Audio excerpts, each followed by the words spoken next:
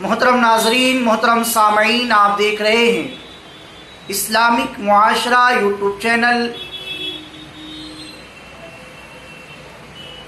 महर के ताल्लुक़ से एक सवाल आया कि एक औरत ने महर के ताल्लुक़ से ये कहा कि दुरूद शरीफ या कुरान के कुछ पारे या 5 वक्ता नमाज ही मेरा महर होगा।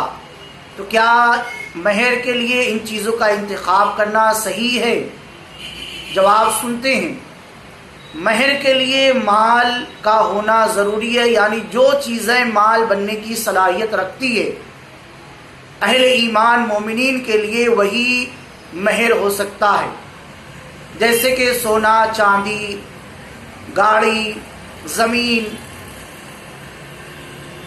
बिल्डिंग, ये सब चीज़ें महर बन सकती हैं।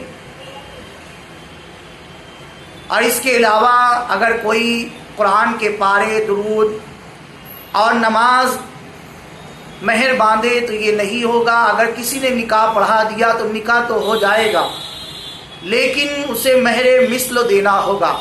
महर मिस्ल क्या होता है? महर मिस्ल का मतलब ये हुआ कि उसके घर में जितना महर दिया जाता है उतना ही महर उसका भी मुकर्रर हो जाएगा।